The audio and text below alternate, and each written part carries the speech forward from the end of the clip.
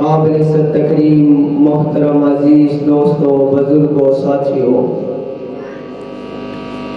میں نے آپ حضرات کے سامنے قرآن مجید فرقان حمید کی آیات مبارکہ کی تلاوت کی ہے۔ اللہ تعالی مجھے حق اور سچ کہنے کی، ہم سب کو ان باتوں پر عمل کرنے کی توفیق عطا فرمائے۔ واجب الاحترام اللہ کے پیارے محبوب صلی اللہ علیہ وسلم کا ایک پاک ارشاد جو آپ لوگوں کے سامنے تلاوت کیا گیا ہے۔ اللہ کے پیارے محبوب صلی اللہ علیہ وسلم نے فرمایا کل بنی آدم خطا، کہ آدم کی اولاد خطا کار ہے۔ آدم کی اولاد سے کوئی نہ کوئی غلطی جو ہے وہ سرزد ہو جاتی ہے۔ تو اللہ تعالیٰ نے حضرت آدم علیہ السلام کی اولاد سے ہونے والی غلطیوں پر کہ اگر انسان سے کوئی خطا ہو جائے تو اس کا کوئی نہ کوئی رد عمل بھی رکھا ہے کہ دیکھیں انسان دنیا کے اندر تین طرح کے لوگ ہیں۔ پہلی قسم کا وہ بندہ ہے جو غلطی کرتا ہے، گناہ کرتا ہے، لیکن اس کے باوجود وہ اس کا منکر ہو جاتا ہے، انکار کرتا ہے کہ میں نے تو کوئی گناہ کیا ہی نہیں۔ دوسری قسم کا وہ بندہ ہے جو گناہ تو کرتا ہے لیکن گناہ کرنے کے بعد وہ کوشش کرتا ہے کہ کسی طریقے سے اس گناہ کو جو میں نے کیا ہے اس کو جائز بنایا جائے، اس کو جائز بنانے کے بہانے تلاش کرتا ہے۔ جیسے کہ شیطان تھا، اس نے گناہ بھی کیا ہے لیکن اس گناہ کو جائز ہیلے بہانے بھی بنائے ہیں۔ اللہ نے فرمایا کہ فرشتوں کو سجدہ کرو، اس نے کہا کہ میں سجدہ کیسے کروں، مجھے تو آپ نے آگ سے پیدا کیا ہے اور یہ نوری مخلوق ہے، آگ سے بنا ہوا، اس کی اہمیت زیادہ ہے یا نور سے بنے ہوئے کی اہمیت زیادہ ہے۔ عجیب عجیب بہانے تلاش کیے لیکن اس کے باوجود بھی وہ گناہگار ٹھہرایا گیا۔ تیسرے قسم کے وہ لوگ دنیا میں پائے جاتے ہیں جو گناہ بھی کرتے ہیں اور گناہ کا اقرار بھی کرتے ہیں۔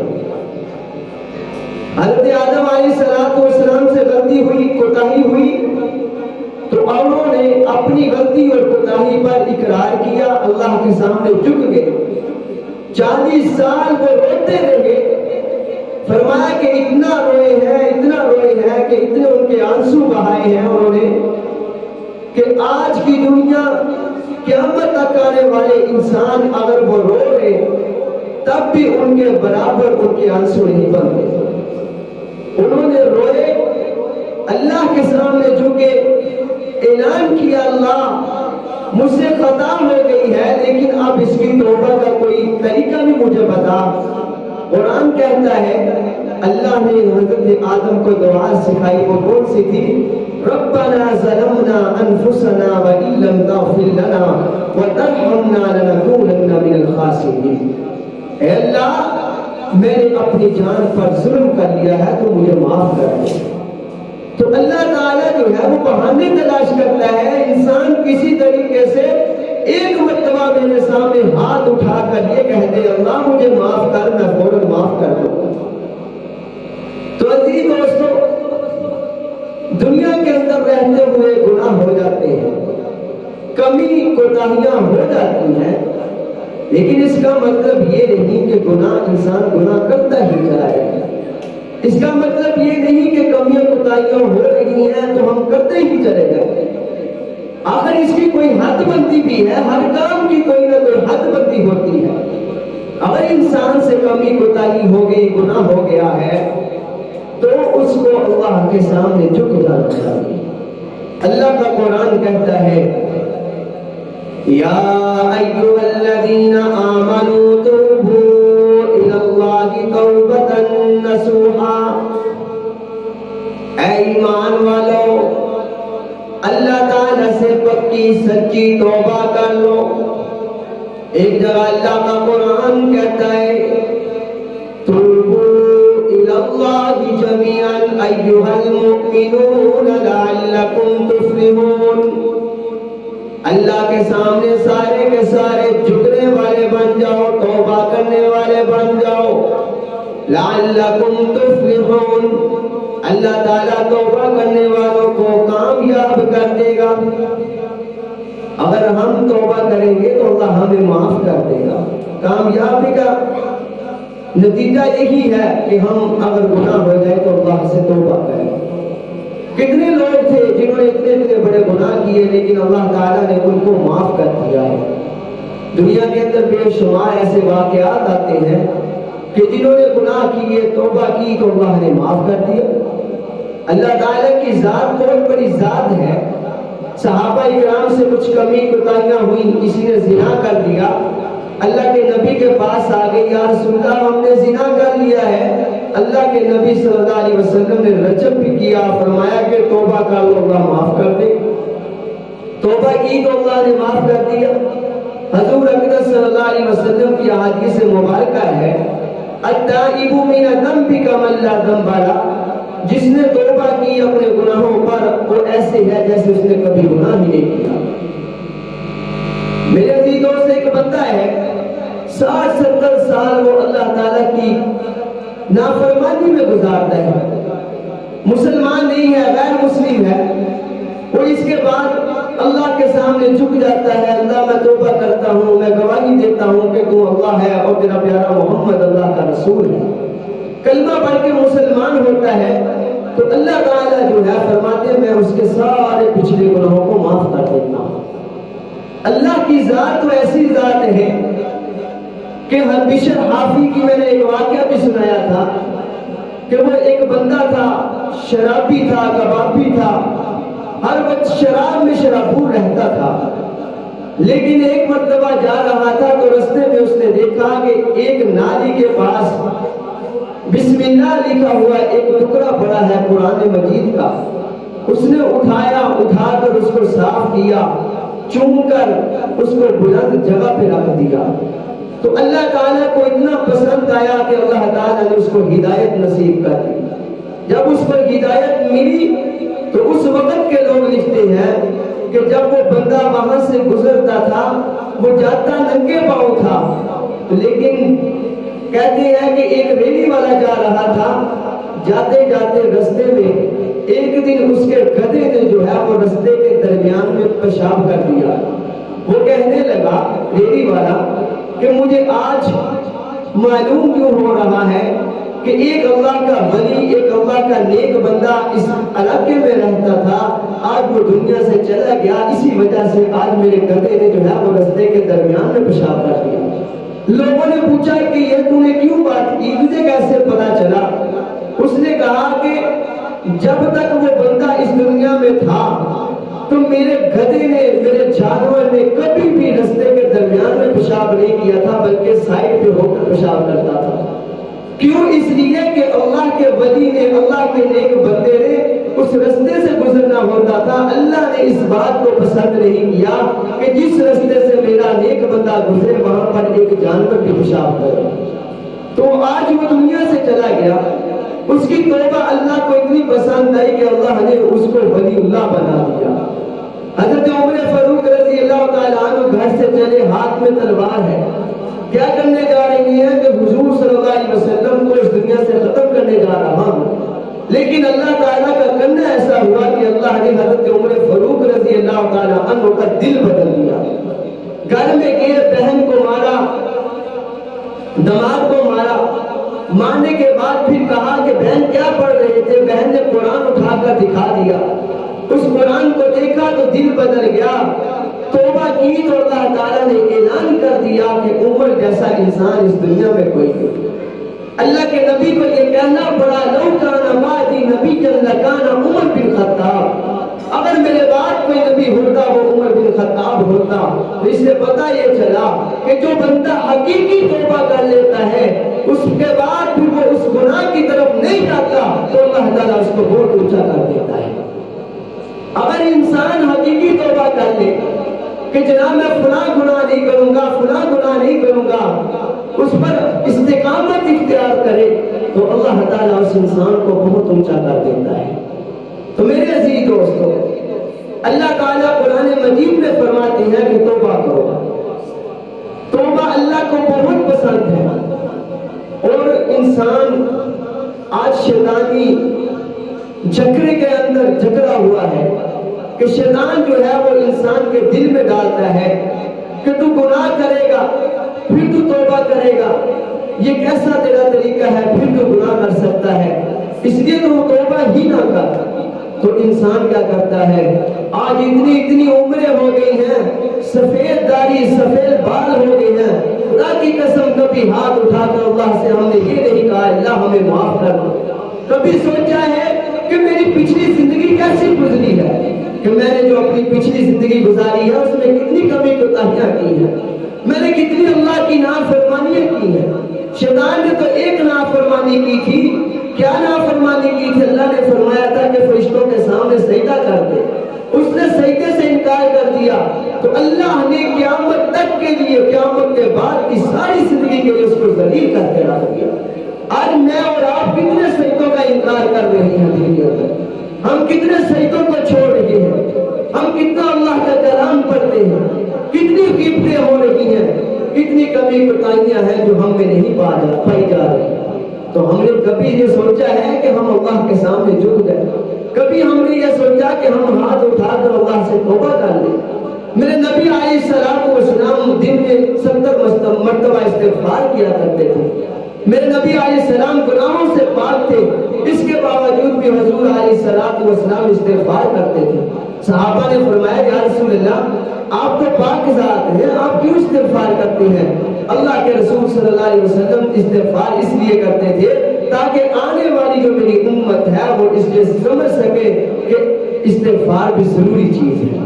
اور اللہ کے نبی استغفار اس لیے فرماتے تھے، فرمایا کہ میں استغفار اس لیے کرتا ہوں کہ جو اللہ نے مجھے نعمتیں دی ہیں میں ان کا صحیح طریقے سے جو ہے وہ شکر گزار نہیں بن سکا۔ میں نے نماز پڑھنی تھی، میں صحیح طریقے سے نماز کا حق ادا کر سکا ہوں یا نہیں کر سکا مجھے اس بات کا علم نہیں ہے، اس لیے میں استغفار کرتا ہوں۔ آج ہم نماز پڑھ کر کہتے ہیں کہ ہم سے بڑا کوئی ولی اللہ ہی کوئی نہیں۔ جمعے کی نماز پڑھ کے ہم پتہ نہیں کب تک اپنے آپ کو ولی سمجھیں گے۔ میرے بھائیو، جمعے کی نماز پڑھ کے انسان ولی نہیں بن جاتا۔ صرف جمعے کی نماز، باقی 5 نمازیں کہاں گئی؟ اور آج کے لوگ صرف جمعے کی نماز پڑھتے ہیں، 5 وقت کی نماز کی کوئی فکر ہی نہیں، اور پھر توبہ کی بھی کوئی فکر نہیں۔ اور میرے بھائیو، جس وقت فرشتہ آئے گا آ کر ہماری گردن پہ انگوٹھا رکھے گا، پھر اگر ہم کہیں گے اللہ ہمیں معاف کر دے، اس وقت کی معافی کوئی اللہ تعالیٰ معاف نہیں کرے گا، وہ معافی قبول نہیں ہوگی۔ اگر ہونی ہوتی تو دریا کے اندر فرعون نے بھی تو کہا تھا اللہ مجھے معاف کر دے، اے میں موسیٰ کے رب پر ایمان لاتا ہوں۔ حضرت جبریل علیہ السلام نے فوراً گھاڑا اٹھایا، اس کے منہ کے اندر ڈس دیا، کہا کہ اللہ کو ترس نہ آ جائے۔ اللہ کے نبی صلی اللہ علیہ وسلم نے فرمایا جو بندہ معافی مانگتا ہے اللہ تعالیٰ سے، اللہ تعالیٰ اس کو معاف ایسے کرتے ہیں کہ جیسے ایک بندہ ہے، وہ بندہ ایک ریگستان میں جا رہا تھا، اس کے پاس اونٹنی تھی، اونٹنی، اور اس پر سامان لدا ہوا تھا کھانے پینے کا، اس نے وہاں پر کچھ مہینے جو ہے وہ رہنا تھا، لیکن وہ جو سامان، وہ اونٹنی جو ہے وہ اس کی سستی کی وجہ سے یا کسی نے اسے آ کر غصب کر لی اور لے گیا، اور جناب وہ اس کو ڈھونڈنے کے لیے جگہ جگہ پھرتا ہے، دور تک اس کو اس کی اونٹنی نظر نہیں آتی، بالآخر اس کو بھوک پیاس لگتی ہے، اور بھوک پیاس لگنے پر بھی اس کو کوئی چیز نہیں مل رہی، ریگستان علاقہ ہے۔ اللہ کے نبی صلی اللہ علیہ وسلم نے فرمایا کہ وہ بندہ جب ڈھونڈ کر جب اس کو کچھ نہیں مل رہا، اب وہ آخر موت کو سوچ کر ایک کیکر کے درخت کے نیچے آ کر آرام کرنے لگتا ہے۔ سو جاتا ہے، اس کے بعد اچانک اس کی آنکھ کھلتی ہے تو وہ کیا دیکھتا ہے؟ وہی اس کی اونٹنی جس پر سامان تھا وہ آ کر اس کے قریب کھڑی ہوتی ہے۔ اللہ کے نبی صلی اللہ علیہ وسلم نے فرمایا اس انسان کو کتنی خوشی ہوگی کہ اس کو اس کی اونٹنی بھی مل گئی، اس کو کھانا پینا بھی مل گیا۔ اللہ تعالیٰ کو ایک بندے کی توبہ پر اس سے بھی زیادہ خوشی ہوتی ہے۔ اللہ تعالیٰ کو ایک بندے کی خوشی پر اس سے بھی زیادہ خوشی ہوتی ہے۔ اور میرے بھائیوں، التائب من الذنب کمن لا ذنب لہ، اللہ کے نبی نے فرمایا توبہ کرنے والا ایسا ہے جیسے اس نے کبھی گناہ نہیں کیا۔ کیا مطلب اس کا؟ کہ اللہ تعالیٰ جو ہے اس کے نامہ اعمال سے اس گناہوں کو ختم کر دیتے ہیں۔ ایک تو یہ ہے نا کہ میں نے کچھ لائن لکھی، وہ غلط ہوئی، میں نے اس کے اوپر لکیر لگا دی، ابھی وہ موجود ہے، اوپر لکیر ہے، اور لکیر کا مطلب بھی یہ ہے کہ یہ جو ہے غلط ہے، لیکن اللہ تعالیٰ لکیر نہیں لگواتے، بلکہ اللہ تعالیٰ اس کے نامہ اعمال سے اس جو ہے گناہ کو ختم کر دیتے ہیں۔ گناہ کی توبہ کرو تو صحیح، کل قیامت کا دن ہوگا، آپ صلی اللہ علیہ وسلم جو فرماتے ہیں کہ اللہ تعالیٰ بندے کو کھڑا کرے گا، اس کو کہے گا یہ تیری توبہ ہے اور یہ تیرے گناہ تھے جو میں نے تیرے ختم کر دیے تھے۔ اللہ دکھائے گا کہ تو نے توبہ کی تھی، میں نے تیری اس توبہ پر یہ جو گناہ تیرے میں نے ختم کر دیے تھے۔ آج ہم اعمال کرتے ہیں، نماز پڑھتے ہیں، قرآن پڑھتے ہیں، تو ان پر اللہ تعالیٰ ہمارے صغیرہ گناہوں کو معاف کر دیتا ہے، لیکن کبیرہ گناہ ہم نے کیسے ختم کروانے ہیں؟ یہ کبیرہ گناہ ہے کہ ہم داڑھی کٹوا کر جناب شیشے کے سامنے کھڑے ہو کر کہتے ہیں اس مجھ سے خوبصورت کوئی انسان ہی نہیں ہے۔ اس سے بڑا کبیرہ گناہ کون سا ہو سکتا ہے؟ یہ تو ہمیں اسلام سے نکال دینے والا عمل ہے کہ ہم داڑھی کٹوا کر اور حضور کی سنت کو پیچھے کر کے اپنے آپ کو آگے کر رہے ہیں۔ کبھی غور کیا اس بات پر کہ ہم کیسے کیسے گناہ اس دنیا میں میرے عزیز دوستوں کر رہے ہیں؟ توبہ کرو، اللہ تعالیٰ کے سامنے جھک جاؤ۔ قیامت کا دن ہوگا، ایک انسان آئے گا، اس کے پاس نمازیں ہوگی، قرآن ہوگا، روزہ ہوگا، زکوٰۃ ہوگی، حج ہوگا، دنیا کی کوئی ایسی عبادت نہیں جو اس کے پاس نہیں ہوگی، ہر عبادت اس کے پاس ہوگی۔ اور جناب جب قیامت کا دن جب منظر لگے گا، وہ کہے گا آج تو میں کامیاب ہوں۔ اللہ کے نبی صلی اللہ علیہ وسلم کا فرمان سنا رہا ہوں کہ اللہ کے نبی صلی اللہ علیہ وسلم فرماتے ہیں کہ اللہ تعالیٰ اس کو کھڑا کریں گے، ایک بندہ آئے گا، آ کر کہے گا اللہ اس نے میرا حق دینا ہے۔ حق کیا ہے؟ اس نے دنیا کے اندر میری غیبت کی تھی، اللہ تعالیٰ جو ہے اس کی نیکیاں اٹھا کر اس کو دے دیں گے۔ دوسرا بندہ آئے گا، آ کر کہے گا یا اللہ اس نے مجھے دنیا میں گالی دی تھی، اللہ تعالیٰ اس گالی کے بدلے نیکیاں اٹھا کر اس کو دے دیں گے۔ ایک بندہ آئے گا، آ کر کہے گا یا اللہ اس نے مجھے دنیا میں مارا تھا، اللہ تعالیٰ اس کے نیکیاں اٹھا کر اس کو دے دیں گے۔ اور میرے عزیز دوستوں، بہن آئے گی، کہے گی یا اللہ میرا بھائی تھا، اس نے میرا حق کھایا تھا، مجھے حق نہیں دیا تھا، اللہ تعالیٰ اس کے بدلے میں نیکیاں اٹھائے گا اور اس کو دے دے گا۔ اور ایک بندہ آئے گا، آ کر کہے گا یا اللہ میں اس کا باپ تھا، اس نے میری نافرمانی کی تھی دنیا کے اندر، اللہ تعالیٰ جو نیکیاں اٹھائے گا اس کو دے دے گا۔ آخر کیا رہ جائے گا؟ میرے نبی علیہ الصلوۃ والسلام نے فرمایا صرف گناہ باقی رہ جائے گا، ساری نیکیاں اس کی چلے جائیں گی۔ اس سے بڑا خسارہ دنیا آخرت کے اندر کون سا ہو سکتا ہے کہ ایک بندہ نیکیاں اتنی لے کے گیا لیکن ساتھ گناہ بھی کرتا رہا، گناہوں کی توبہ نہیں۔ گناہ کیے ہیں تو میرے عزیز دوستوں گناہوں کی معافی اس وقت ہوگی جب ہم اللہ سے بھی معافی مانگیں گے، جس کی حق تلفی کی ہے اس سے بھی جا کر معافی مانگیں گے۔ ایک بندہ آج قیامت کے دن آئے گا، اس کے پاس نیکیاں ہوگی، ایک نیکی کام ہوگی، وہ جب فرشتے کہیں گے تیرا نیکیوں والا پلڑا بھاری ہو رہا، تھوڑا سا کام ہے، جہاں ایک نیکی کی ضرورت ہے کسی سے لے کر آ، وہ جائے گا ایک حافظ قرآن کے پاس، کہے گا کہ دیکھ تیرے پاس اتنی نیکی ہے تو مجھے ایک نیکی دے دے۔ وہ حافظ قرآن کہے گا آج کے دن جو ہے کوئی نیکی نہیں مل سکتی، آج کے دن سخاوت کا دن نہیں ہے۔ وہ جائے گا اپنے ماں باپ کے پاس، قرآن کہتا ہے وَأُمِّهِ أَبِي وَصَاحِبَتِهِ وَبَنِيهِ لِكُلِّ امْرِئٍ مِّنْهُمْ يَوْمَئِذٍ شَأْنٌ يُغْنِيهِ۔ وہ بھاگتا پھرے گا، کبھی ماں کے پاس، کبھی باپ کے پاس، کبھی بہن کے پاس، کبھی بھائی کے پاس، کبھی اولاد کے پاس جائے گا. ایک نیکی کی ضرورت ہوگی، کوئی بھی کوئی نیکی دینے کو تیار نہیں ہوگا. اور فرمایا کہ ایک ایسا شخص ہوگا جو اس کو دیکھ رہا ہوگا. وہ جب اللہ، وہ بندہ جو ہے جو دیکھ رہا تھا، اس نے اس کو بلایا، میرے پاس آؤ، کیا مسئلہ ہے تجھے؟ اس نے کہا مجھے ایک نیکی کی ضرورت تھی، مجھے آج کسی نے ایک نیکی نہیں دی. وہ بندہ کہے گا میرے پاس ہے ہی ایک نیکی ہے، تو وہ لے جائے، تو جنت میں جانے والا بن جائے، میں نے تو ویسے بھی جہنم میں جانا ہے. اللہ تعالیٰ یہ سارا منظر دیکھ رہا ہوگا. اللہ رب العزت اس بندے کو بلائیں گے اور کہیں گے تو نے نیکی کہاں سے لی؟ وہ کہے گا کہ مجھے ایک شخص نے دی ہے جس کے پاس ہے ہی ایک نیکی تھی.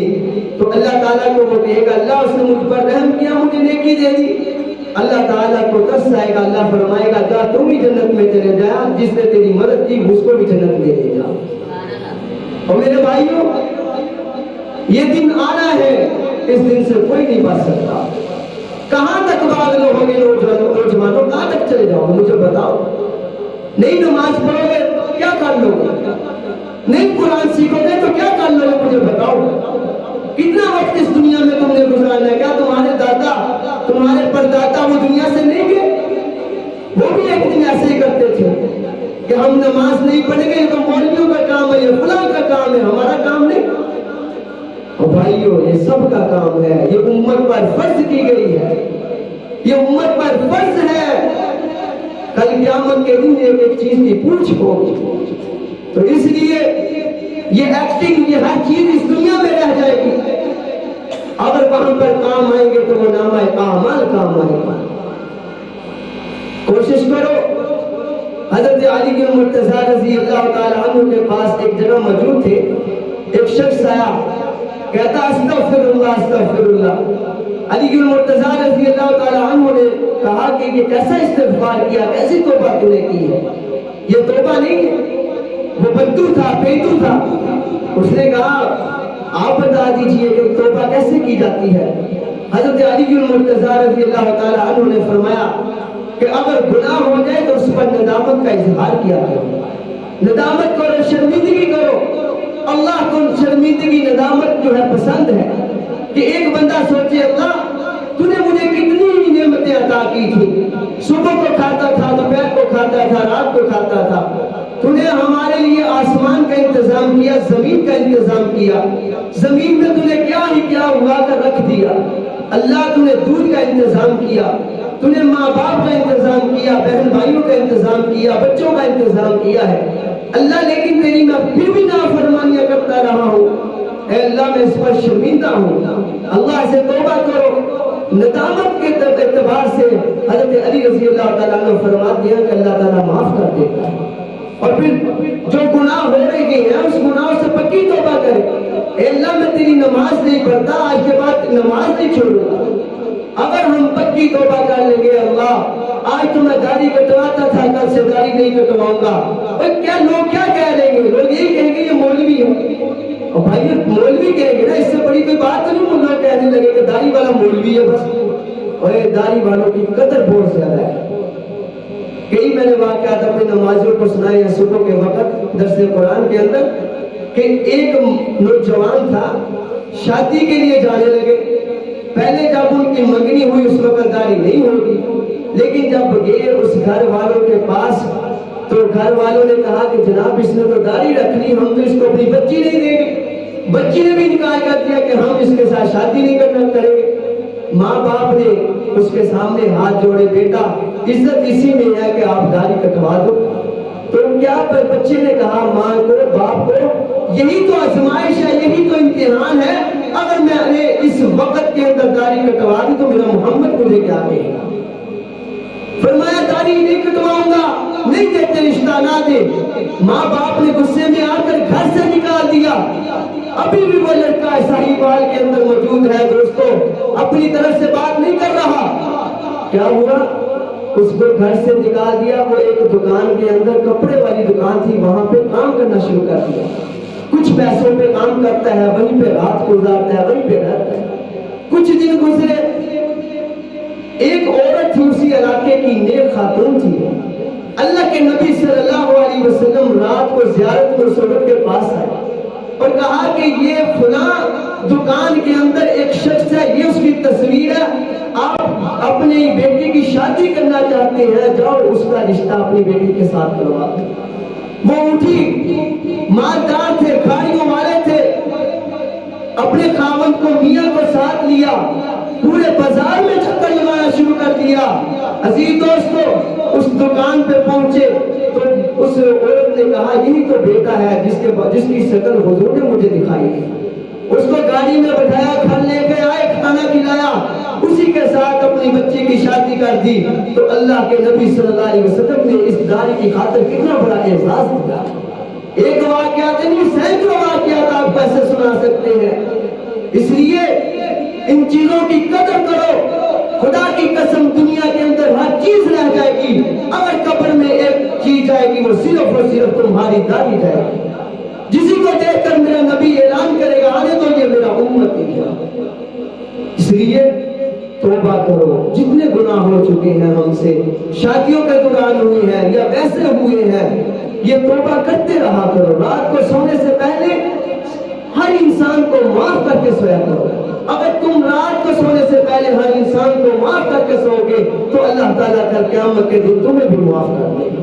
اللہ تعالیٰ ہمیں اس پر عمل کرنے کی توفیق عطا فرمائے۔ وآخر دعوانا الحمدللہ رب العالمین۔